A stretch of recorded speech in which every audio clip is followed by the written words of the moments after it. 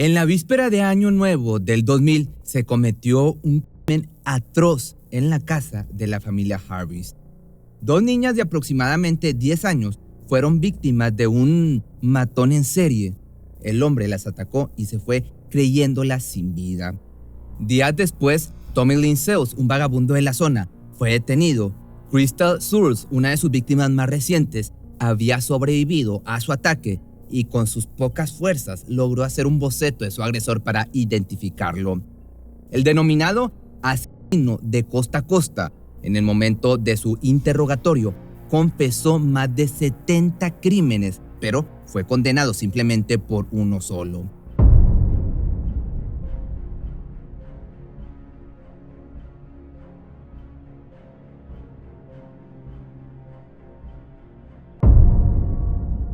El comienzo de un nuevo milenio se acercaba y con él algunos cambios emocionantes para Crystal Searles y su familia, quienes estaban por mudarse a la ciudad del Río en Texas. Una mudanza puede, ya sabemos, implicar mucho estrés, pero para Crystal esto significaba una sola cosa: vivir al lado de la casa de su mejor amiga, Katie Harris. Mientras la mudanza continuaba en la casa de los Searles, en la víspera de Año Nuevo de 1999, Crystal estaba teniendo una fiesta de pijamada con Katie. La noche fue normal, hablaron de música, de sus artistas favoritos e incluso tuvieron una pequeña discusión sobre cómo iban a dormir. La noche parecía ser la primera de muchas que pasarían juntas, ahora que iban a vivir cerca. Pero lo que ninguna se imaginaba era que sería la última noche para una de ellas. Cerca de las 3 de la mañana, Tommy Lynn Sales se coló en la casa de los Harris. Buscó la habitación de las niñas y se acostó al lado de Katie, de 13 años, quien sintió una presencia ajena que la incomodó. Se despertó rápidamente para notar que un hombre completamente desconocido estaba a su lado con un arma punzocortante en la mano. Su amiga Crystal estaba con ella, se había quedado a dormir en la litera de abajo. Crystal reaccionó en el momento e intentó correr en busca de ayuda. Lamentablemente, no logró salir de la habitación antes que el depredador las agarrara a ambas fuertemente y les cenó la garganta 2 veces a cada una. Una vez creyó que ambas estaban sin vida, se marchó. Katie lamentablemente murió en el acto, pero Crystal logró sobrevivir y, sangrentada y sin poder hablar, se arrastró hasta la casa de los vecinos para pedir ayuda.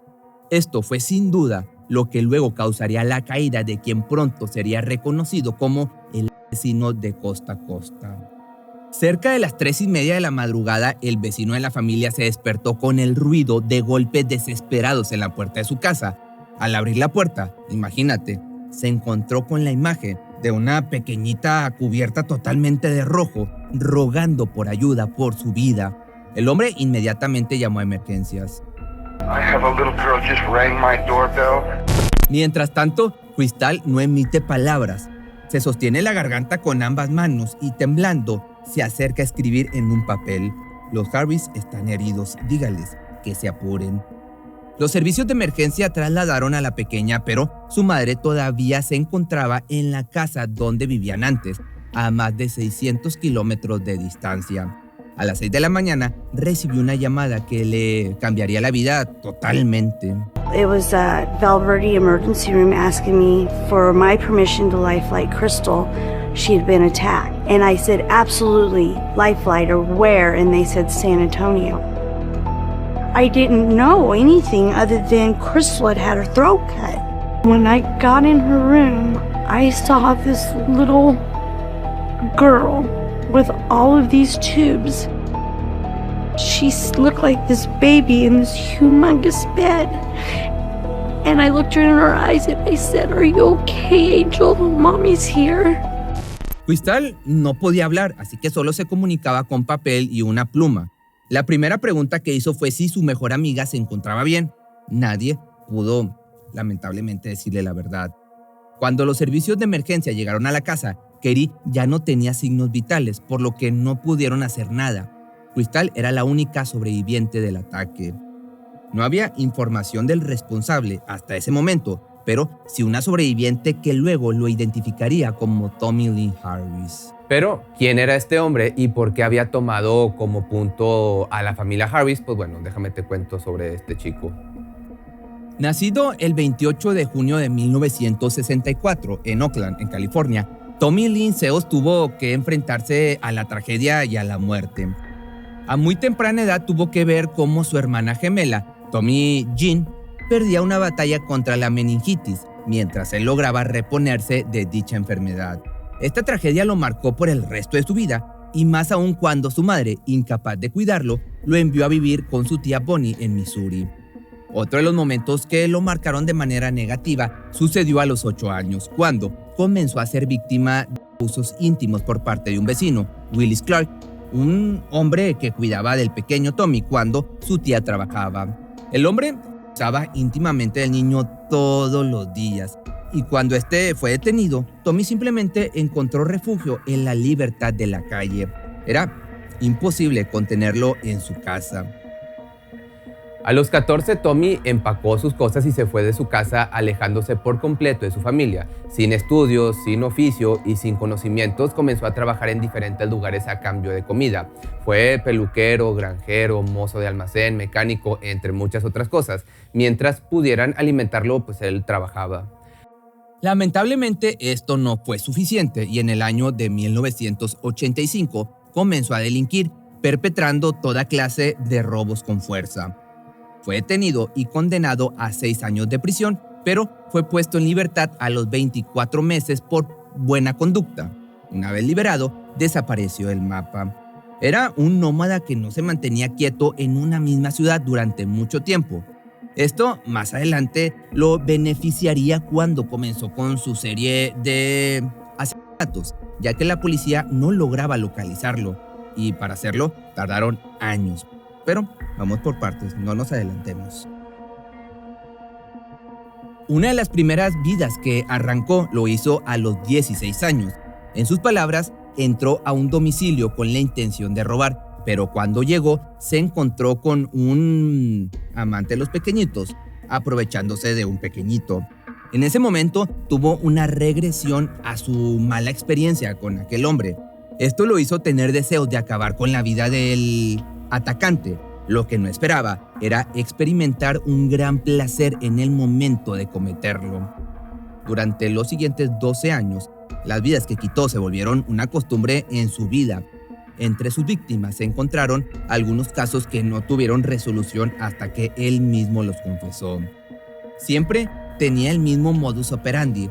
Hacía su autostop o su parada para llegar a una nueva ciudad, encontraba un lugar donde hospedarse, alejado de la zona central y comenzaba a buscar víctimas. Luego de varios días de seguimiento, se acercaba a la vivienda elegida, se metía y con un arma punzocortante acababa con la vida de aquellos que tuvieran la mala suerte de cruzarse en su camino, pero sin causar una muerte inmediata. Disfrutaba, en cambio, recrearse con el sufrimiento ajeno. Si sus víctimas eran mujeres y menores de edad, niñas, las agredía íntimamente y como toque final les cortaba el cuello. A pesar de que siempre se manejaba de la misma forma, no tenía una forma o una manera de elegir a sus víctimas. Siempre eran diferentes. Mujeres de cualquier edad, niños, niñas, hombres, adultos, nadie, se salvaba de sus garras. Pero un caso en particular se dio en el año de 1997, en el que las posibles víctimas serían Julie Harper y su hijo Joel Kirkpatrick, de 10 años. Se quedó vigilando su casa hasta las primeras horas de la madrugada, hasta que decidió entrar y atacar. Directamente fue al dormitorio del niño, donde lo apuñaló en reiteradas ocasiones. El llanto de Joel despertó a su madre, quien intentó defenderlo, pero Tommy la noqueó rápidamente. Cuando la policía se presentó en la escena del crimen, la evidencia señaló como perpetradora a Julie, quien se encontraba en plena disputa por la custodia del niño con su exmarido. La mujer entonces fue llevada injustamente a juicio y sentenciada a 65 años de prisión, que afortunadamente fueron revocados gracias a las declaraciones de Seals 3 años después. Con esto se confirmó que Julie obviamente era inocente. Este fue el último crimen que cometió antes de que finalmente lo llevaran a prisión. La investigación del caso estuvo a cargo de la policía local quienes se pusieron en marcha para investigar qué había pasado esa noche. Afortunadamente, había una sobreviviente, con esto me estoy refiriendo al caso anterior, al de las niñas, que estaba lista para ayudar a identificar al responsable. When I walked into the crime scene, on the floor was a deceased young girl. The crime scene was extremely bloody. We told Crystal who we were, and at that point in time, I assured Crystal that we are going to arrest the person or persons who did this to her. And at that point in time, I was hoping I could back that up. Crystal, desde la cama del hospital, con la fuerza que estaba comenzando a recobrar, comienza a escribir la descripción que recuerda del hombre que las atacó. Y utilizando estas descripciones, los artistas de la policía comienzan a trabajar haciendo un dibujo que coincidiera con lo mencionado por la niña. Con el dibujo en mano, un amigo de la familia lo reconoce como alguien que vio trabajando como vendedor de autos usados, de nombre Tommy. Con esa información y con el dibujo hecho, la policía elige algunas imágenes de sospechosos y se la presentan a la sobreviviente. And I explained to Crystal, I told Crystal, we have a photo lineup, and if you see the man that was in that residence that did this to y'all, please put your finger on him. You could see her eyes moving from one individual photograph to the next and focused in on one photograph. And Crystal took her right index finger and put it on the photograph of Tommy Lynn Sells. Estaba hecho, los investigadores ya tenían un primer sospechoso, pero en realidad nadie estaba preparado para conocer quién era Sells. El 2 de enero del año 2000, la policía hizo el arresto en el tráiler donde el sospechoso vivía. Tommy no se opuso al arresto, hasta le dijo a Allen que estaba aliviado de haber sido atrapado. Una vez adentro de la sala de investigación, sus declaraciones son inmediatas y hasta se ofrece llevar a los policías paso por paso en la escena del crimen. You doing this walkthrough of your own free will? Oh, yeah. I walked over here.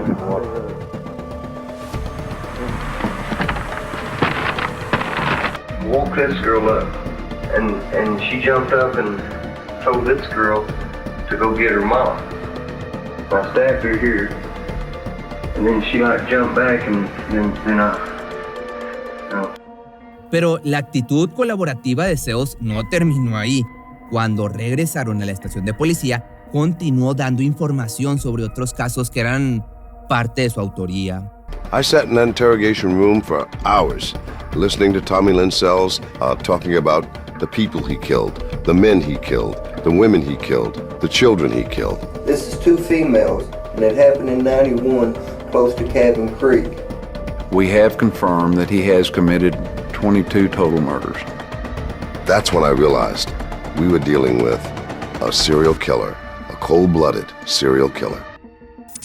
Su objetivo era claro: no dejar vivo a nadie, ya que los muertos no cuentan historias. Y quizás, si no se hubiese confiado en que sus víctimas se encontraban ya sin vida, su actividad delictiva hubiese seguido durante mucho más tiempo.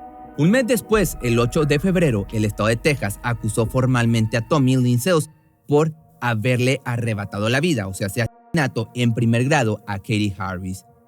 Por otra parte, Crystal estaba comenzando a recuperarse y finalmente podría hablar. Estaba lista para enfrentarse al hombre que le arrebató a su mejor amiga y hacer lo posible para llevarlo a prisión. And then when they called me down, I was like, I'm ready. They said, do you want to walk by him? You could either walk by him or just walk through this door and get on the stand. And I said, I want to walk by him. I'm not scared of him. Were you ever awakened during the night? Yes. What was it that awakened you? Katie's voice saying help. His hand was over her mouth. Whose hand was over her mouth? His hand. The man with the blue jacket and the glasses? Yes. Let the record reflect that the witness has identified the defendant, Tommy Lynn Sells. He was standing behind her with his hand over her mouth, the knife right here. Katie was, okay. He was,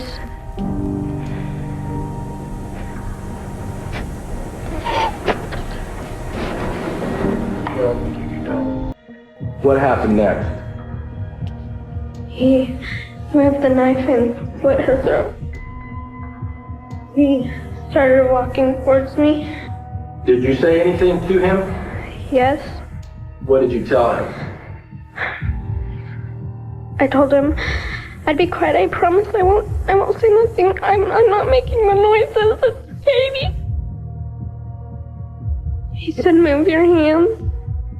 And why did he say move your hands? Will you show us how you had your hands? I had him up like this. You tell us why you had your hands up close to your neck? Because I saw what he did to Katie and I was scared he was going to do it to me. Reached over the ledge and took my throat. Just laid there and pretended I was dead. Tell us why you did that. Because if he knew I was alive, he would have came back and killed me for sure. Well, Crystal, you can stand down then, and this completes your examination. Thank you, and you are excused. El valor de la pequeña Crystal fue increíble, como te puedes dar cuenta. Presentarse ante un monstruo de esta magnitud, hablar con claridad y hacerle frente a una situación traumática, es algo que no muchos pueden hacer. Años después, esta mujer, esta niña, pudo hablar de lo que sintió en ese momento cuando salió del juzgado. As soon as I stepped off the stand, I felt so good. I felt like he couldn't conquer me. He had his chance, and now look at him. He was in that trial room because of me, and I liked feeling that power. Luego de un par de horas, el jurado regresó con un veredicto unánime. Aunque él mismo reconoció más de 70 crímenes, solo se le pudo acusar por el último. La declaración de Crystal fue clave para la corroboración de los hechos, además de que las huellas del acusado fueron encontradas en el arma con el que se llevó a cabo este crimen. La sentencia igualmente fue clara: muerte por inyección letal. A partir de ese momento, Seuss pasó 14 años intentando revocar la sentencia mediante diferentes recursos de apelación. Sin embargo, la ley no cambió de opinión y mantuvo al culpable en el corredor de la muerte de la unidad Allen B. Polonsky en Texas. De esta forma, el 3 de abril del año 2014 fue el día de su sentencia. Fue el quinto preso al cual le dieron cuello ese mismo año. Antes de recibir la inyección letal de pentobarbital, Tommy tuvo la oportunidad de decir unas últimas palabras. Podría haber pedido disculpas, arrepentirse de sus actos o, no sé, decir alguna frase que intentara dejarlo como un héroe, pero en cambio se negó. Tampoco quiso cruzar miradas con los familiares de su última víctima, Katie. Luego de 20 años de carrera homicida y más de 70 víctimas confirmadas a sus espaldas, el trágico legado de Seuss de esta forma llegó a su fin. El poder de una pequeña de 10 años que se armó de valor y decidió hablar contra su atacante fue lo que probablemente salvó incontables vidas a partir de ese momento. I mind that Crystal has lost a lot, if not most of her childhood. She really has been a survivor. Afortunadamente, Crystal pudo continuar con su vida y sus estudios. Se graduó e hizo nuevas amistades. Su relación con sus hermanas se afianzó mucho más y dice que siempre recuerda a Katie, la tiene presente en todo momento. I don't ever think about Tommy Lynn Sells. I don't ever give him the time of day. It makes me really thankful. That's what he did. He didn't ever bring me down at all. And these are happy tears. I'm just glad to be here. Su camino a la recuperación obviamente no fue fácil y superar la pérdida de su mejor amiga quizá haya sido el hueco en el corazón difícil de llenar, pero afortunadamente logró recuperarse y ser un ejemplo para víctimas de casos similares al suyo. Y si te gustó este video, no olvides seguirme en mi TikTok, que tengo 2 TikTok, bueno 3. Uno estoy como Pepe Misterioso, ahí son de gatos, el otro estoy como Pepe Misterio MX y el tercero Pepe Misterio Media, donde no narro yo, narra mi compañero que está detrás de cámara, pero te lo recomiendo, ve y chécalo.